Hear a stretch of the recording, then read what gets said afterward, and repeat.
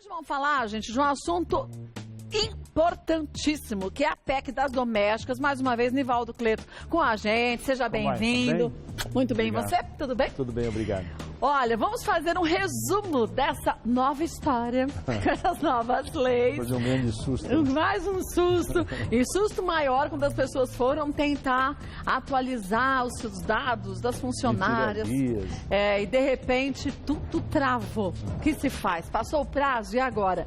Nós vamos te informar direitinho. Mande suas perguntas, hashtag no nosso Twitter, hashtag Gazeta Mulheres. A gente fez aqui um resumo sobre o assunto. Vamos ver? Olha lá. No dia 2 de junho deste ano, a presidente Dilma Rousseff sancionou a lei complementar que regulamenta as novas regras do contrato de trabalho doméstico. Além de definir direitos do trabalhador doméstico, a lei instituiu o Simples Doméstico, um regime de pagamento de tributos e contribuições. 7 dos novos direitos são os mais polêmicos. Entre eles estão o adicional noturno, o seguro-desemprego, salário-família e o seguro contra acidentes de trabalho. A PEC afeta trabalhadores maiores de 18 anos que foram contratados para exercer funções em ambiente residencial e familiar. Além das domésticas, também entraram na lista os motoristas e pilotos de aviões particulares, babás e caseiros. No entanto, a PEC não vale para as diaristas, que prestam serviço 1 ou 2 dias por semana. Portanto, com a nova lei, os trabalhadores domésticos têm os mesmos direitos dos trabalhadores urbanos e rurais. Para falar sobre o assunto, o contador Nivaldo Cleto está no Mulheres, para tirar as suas dúvidas, seja você o empregador ou o empregado.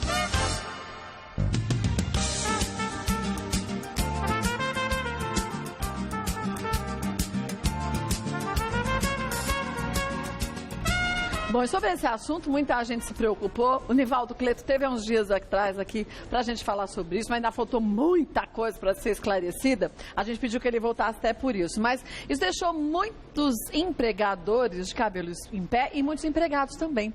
Que se pensava o quê? Puxa, então agora vai ter uma demissão em massa, porque o custo vai aumentar demais. E você mostrou para a gente que não é assim, não é bem assim, também, né? O pessoal exagerou um pouquinho. Se a gente fizer as contas, no final vai ser um benefício para os empregados, vai ser uma tranquilidade para os empregadores, é um direito. E vamos regularizar as contas, vamos colocar as coisas, os pingos nos is, ficar tranquilo que amanhã depois o empregado vai ser demitido, ele não vai mais mover uma ação trabalhista, nós vamos ter a documentação na nossa casa, os contratos, os recibos, nós vamos se organizar.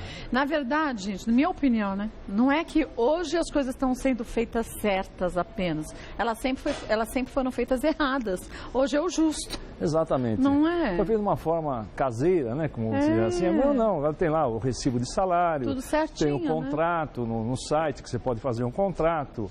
Você vai entregar um vale-transporte, você dá um recibo que está entregando vale-transporte, você vai entregar uma carteira profissional, protocolo da carteira, mais ou menos uma empresa assim, né? Privada, entendeu? Mas tem que ser assim para evitar demandas judiciais. Tem muita coisa que na vida empresarial a gente praticou e usa, vamos usar no lar. Vai ser um pouquinho mais de trabalho, mas vai ser bom para a gente aprender a conviver com essa obrigação e esse benefício para os empregadores e para os empregados domésticos. Não só para os empregados, para ambas as partes. Acho que é tranquilidade para os dois lados, exatamente. Né? A gente tem aqui, ó, até para você em casa entender que diferença vai dar na prática com essa história toda. O salário bruto aqui, hipoteticamente falando, de R$1.000 um funcionário, né? Então, até então, o empregador pagava R$1.000 para o seu funcionário. Vamos ver a outra linha. INSS, que é a parte do empregado, que vai ser descontado em folha, são 8%, vai ser R$80. Ele varia de 8% a 11%. Para R$1.000 desconta-se 8%. Então vai se descontar do empregado R$80. R$80. Vamos ver. Fundo de garantia por tempo de serviço, esse é um ônus do empregador. Então o empregador vai arcar com 8%, que seria R$80 também. R$80. Vai ser depositado nessa guia do Simples Doméstico, R$80 por mês. Tá. Depois o próximo. A indenização compensatória, que é o Fundo de Garantia por Tempo de Serviço, 3,2%, que vai ser... O que é isso, Kátia? Isso aí é o seguinte... Isso o nome já diz, indenização compensatória. Se você tiver que mandar um empregado que está há 5 anos na sua casa... Hoje, embora? Mandar, demiti-lo sem justa causa, você hoje, daqui 5 anos, você teria que pagar uma multa em cima do fundo de garantia que foi depositado de 40%. Sim. Para não onerar no seu orçamento doméstico, você já tem esse valor depositado. Então, é uma espécie de um seguro. Tá? Então, eu vou depositando todo mês R$32. 3,2% é uma indenização compensatória. Você não vai se preocupar com onerar no seu orçamento mensal. Lá na frente, quando eu for demitir esse funcionário, caso isso aconteça, eu não vou ter que dar mais os 40% que eu teria que dar antigamente, já ele está depositado. O que tem que fazer é uma transferência. Se ele foi dispensado sem justa causa, transfere para a conta dele. Se ele pedir demissão, esse dinheiro retorna para o empregador. Retorna para você que depositou. Não deixa de ser uma poupança, uma mini poupança. Se ele pedir aposentadoria e outra forma que ele não peça, não seja demitido, o dinheiro volta para o empregador. Vamos ver mais um? Seguro de acidentes de trabalho, que é 0,8%, que seria R$8. Outro detalhe. Esse seguro de acidente de trabalho, o empregado que sair do emprego, ou for demitido, ou pedir demissão, ele precisa ter agora 15 meses de contribuições consecutivas, senão vira a festa da Maria Joana, né? Vira. Ele tem que ter 15 meses de contribuição consecutivas e tem até 90 dias para requerer, ele pode requerer 3 meses de seguro-desemprego. Só 3? Só 3 meses. Senão era aquela história, né? O cara saía, pegava o seguro-desemprego, ficava... Ele vivia de seguro-desemprego, né? Então, existe agora 15 meses de contribuições consecutivas, né? Isso é muito bom, foi uma conquista muito grande para os trabalhadores domésticos. E esses 8%, 0,8%? Ele é depositado todo mês juntamente com a contribuição no Simples Doméstico. Então, é o empregador que vai pagar esses 8%, R$0,8%. Tá. Vamos ver mais um? INSS parte do empregador, que seriam os 8%. Outra coisa, anteriormente, o empregador pagava 12% de encargo patronal, empregador. E esse encargo ele reduziu para 8%. Então, justamente para compensar esses 8% do fundo de garantia, essa indenização compensatória, esse seguro-acidente de trabalho. Então, houve uma compensação do governo. Então,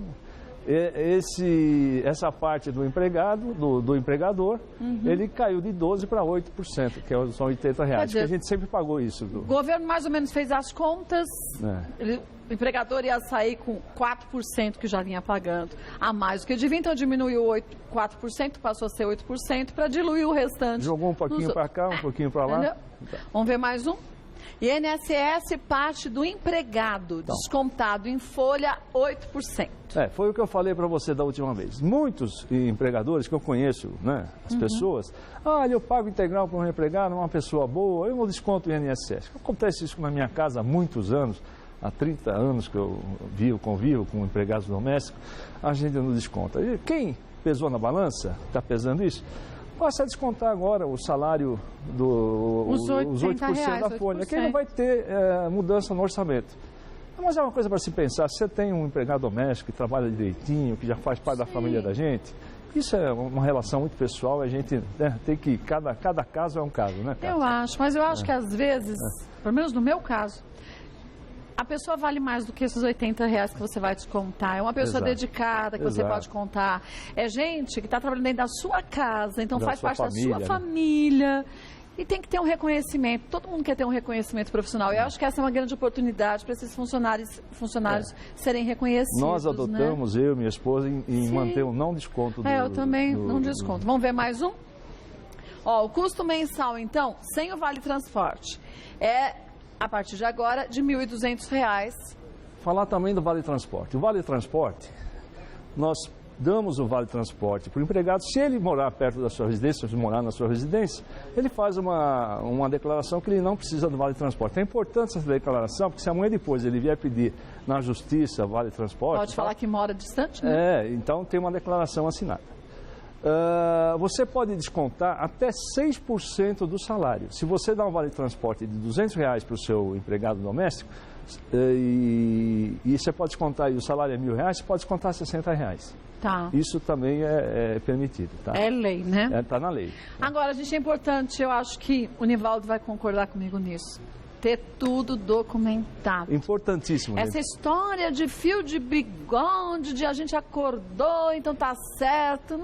Você já teve demanda na Justiça Trabalhista? Já, muito. Sabe que eu tive uma demanda? Não. O trabalho que dá pra gente, os dias de trabalho que a gente perde. Mas eu ainda tive de um negócio pior. Eu reformei o meu sítio. Contratei um engenheiro e fiz um contrato que esse engenheiro era responsável pelos funcionários, pelos pedreiros e ajudantes. Só que depois eles saíram de lá, fizeram uma outra obra para mim, também com o mesmo contrato. Depois de um tempo, esses pedreiros entraram com o processo contra o engenheiro, porque o engenheiro disse que eles eram registrados, mas no fundo eles não eram registrados nada. Só que o engenheiro não tinha nada em nome dele. Você foi solidária. Eu fui solidária. É isso que acontece nas empresas hoje. Eu fui solidária. Responsabilidade solidária.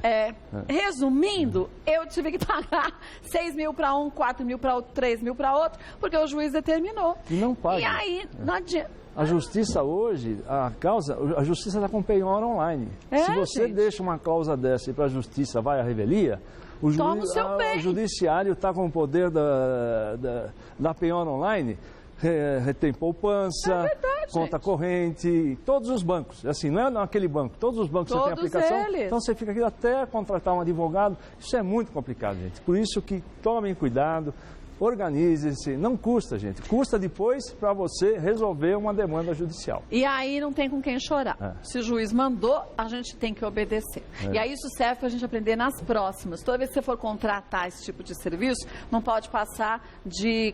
Eu agora vou em 60 dias, diga 90. Não, contratar o delegado tem que registrar no dia. Não, digo não. Você contrata um serviço, por exemplo. Vai fazer uma reforma em casa, pedreiros e ajudantes. Tudo contrato. Hoje em dia, a proteção do consumidor, as leis de direitos, gente, é tudo com papel, tudo por escrito. E depois você tem que, a cada X meses, trocar esses mesmos profissionais para você não correr o risco de ter problemas. Gente, é sério. É verdade. Mas é complicado. A gente, hoje em dia, a gente tem que começar a olhar lá na frente. Com a nossa experiência de vida, né? Não é? Quanto a gente já tomou para aprender. Exatamente. Então, é bom a gente ficar esperto. Vamos ver a outra parte, que é em relação ao formulário. Aqui é o documento de arrecadação do E-Social. O que significa isso daqui? Hoje de manhã, eu peguei da minha empregada, né? Eu fiz um teste no sistema, muito fácil, está funcionando maravilhosamente. Aliás, eu recomendo para aqueles que estavam preocupados e ficavam lá na internet horas tentando emitir aquelas primeiras guias, pode ser que aconteça um problema na hora de pagar na rede bancária. Você não vai conseguir pagar. Por causa que o código de barras não tinha os convênios com os bancos. Então, eu recomendo que agora que o sistema está livre, imprima uma outra guia com a data do vencimento, dia 30. Eu acabei de sair do escritório faz umas 3 horas. Eu fiz a emissão da guia. Eu até mandei para a sua produção por e-mail. E fiz com esse código de barras. Eu entrei no meu banco e fiz a programação para debitar em conta automática no dia 30. Quer dizer, tinha uma história, só pode pagar na caixa, só pode pagar em dinheiro. Não, já está tudo funcionando. Você pode programar. Aliás, não deixe para o último dia. Tá? Gente. E mais uma dica, vocês vão pagar dia 30... E no dia 7 já está vencendo a outra. Agora, e quem não fizer esse pagamento no dia 30? Você vai ter uma multa de 0,33% ao dia, mais juros de 1%, que é a mora. E a multa de 0,33% ao dia, ela tem um limite máximo de 20%. Passando do segundo mês, tem a taxa Selic. Então, ela vai virando uma bolinha de neve, né? A taxa Selic é um juros muito alto, você vê aí, 14% ao mês, ao ano, né? Então ela vai virando um juros muito alto. Eu recomendo que procure pagar o mais rápido possível. O quanto antes, né? E faça a previsão. 30 de novembro, 7 de dezembro. São 2 guias vencendo aí uma em cima da outra. E não tem jeito, gente. Tem que pagar nessas datas, senão você vai ter que arcar depois com as multas e tudo mais. Você já viu que a gente está no site da Previdência, da Receita Federal, do Ministério do Trabalho. Nós estamos confessando uma dívida. Sim, Se não pagar, vai ser cobrado. O governo vai cobrar. E vai cobrar daquele jeitinho que a gente Até então sabe. a gente não confessava a dívida. Agora você confessa. Agora não tinha dinheiro no recolho. Não, agora está confessada a dívida. Confessou, danou-se. Vamos ver as perguntas que surgiram? Com certeza as dúvidas que a gente vai mostrar aqui não só são dessa pessoa que mandou a pergunta, mas de muita gente. A primeira é da Sônia. Sônia pergunta o seguinte: trabalho 3 vezes por semana numa casa de família. Minha carteira está estando assinada. Tenho o direito do benefício do fundo de garantia? Claro, Sônia. Tem a partir de 2 dias 3 dias, você tem direito ao registro em carteira e ao recolhimento do fundo de garantia. Sua patroa, seu patrão tem que registrar em carteira e recolher o fundo de garantia, fazer o contrato de trabalho. Né? Não é considerado empregado temporário quem trabalha mais de 2 dias. Então, trabalha mais de 2 dias na semana na casa, já é um empregado que entra com os mesmos direitos dos outros que trabalham 40 horas semanais. Mas né? todos os outros benefícios, Tudo, né? INSS, seguro-desemprego e tudo mais. Então, Sônia, você tem seu direito. É isso mesmo. Para as pessoas entenderem, quantas horas semanais? 44 horas 44 horas semanais. Tem pessoas que moram dentro das residências. Então fica aquela, quantas horas de almoço eu posso, morando dentro da residência? A hora de almoço, a pessoa que entra das 9 às 18 horas pode retirar 1 hora de almoço até 2 horas. Quem mora na residência pode tirar de 1 a 4 horas de almoço alternadas. Isso combina com o dono da casa, às vezes ele chega um pouquinho mais tarde para almoço, para janta. Então ele combina o horário no contrato de trabalho. Tudo que for feito, tudo que for combinado, escrevam.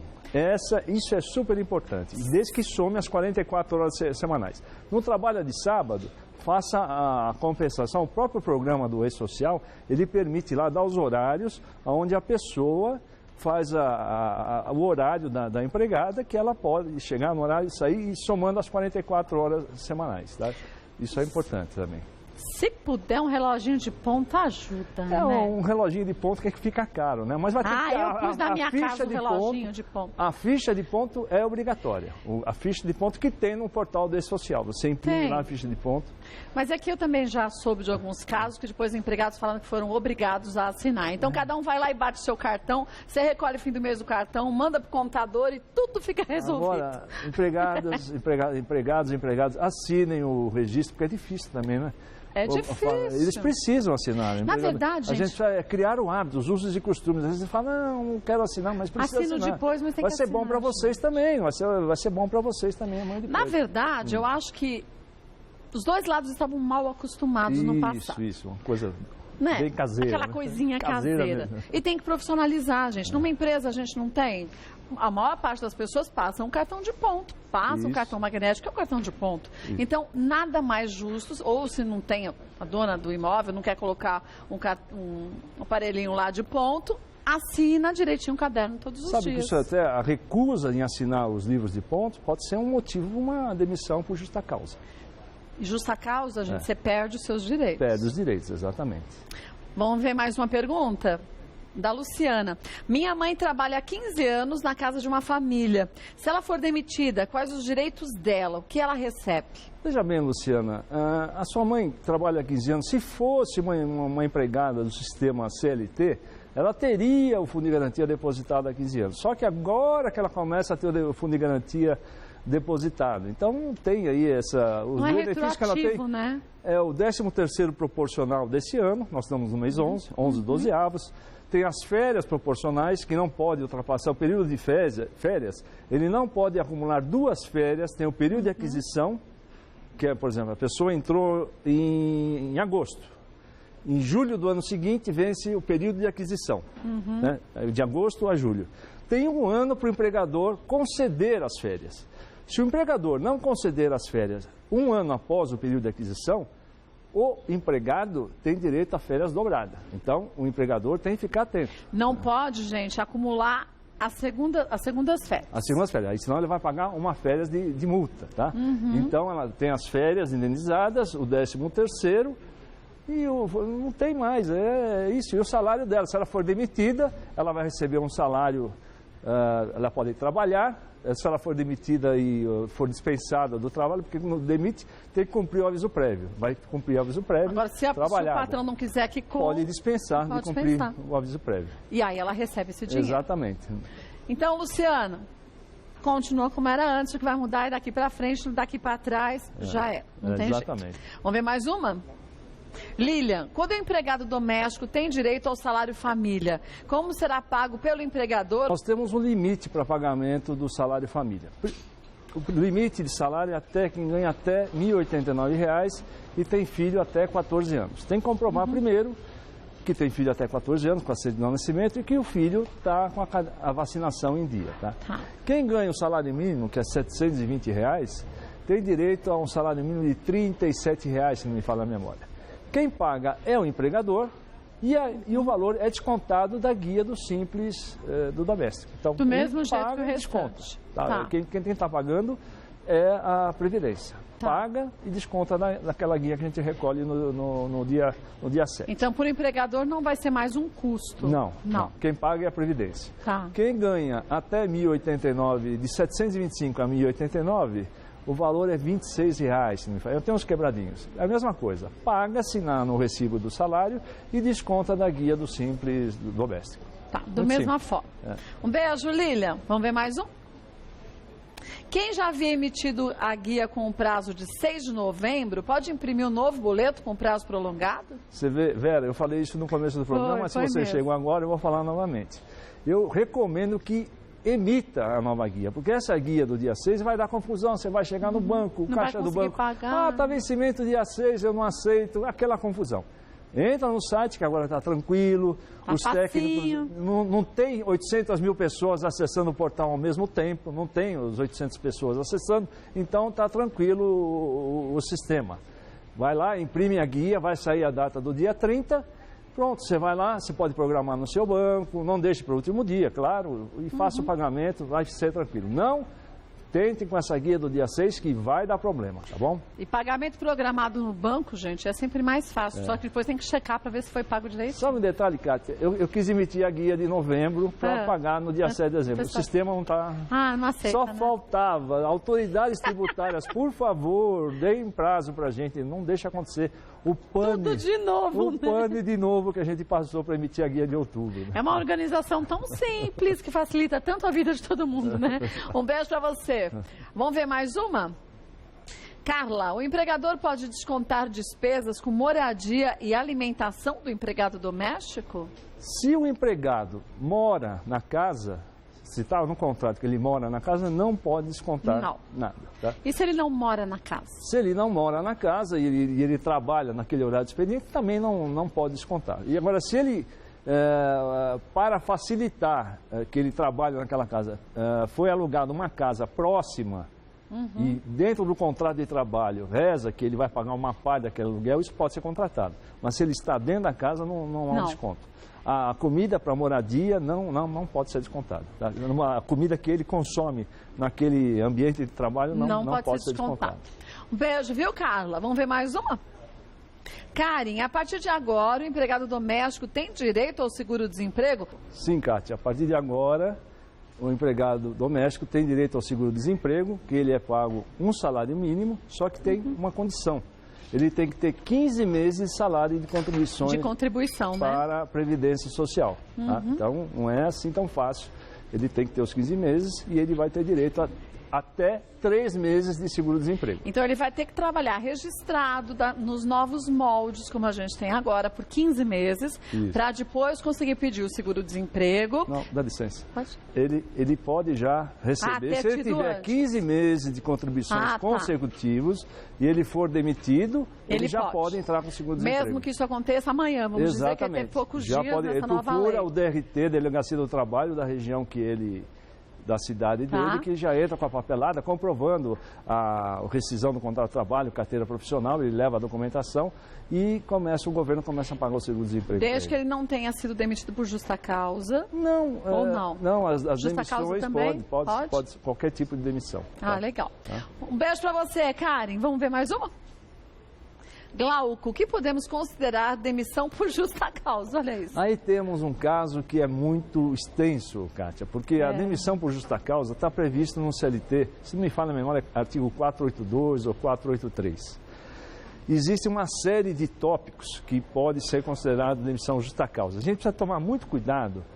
Quando a gente for demitir um funcionário por justa causa, a gente tem que ter evidências. Nós temos que ter... Tem que ter provas. Provas testemunhais, provas materiais, Por exemplo, maltratos a idosos, maltratos a crianças, as pessoas que comumente são alcoólicas, para um funcionário alcoólico, entendeu? Que bebe no trabalho, bebe fora do trabalho, isso tudo precisa de uma comprovação.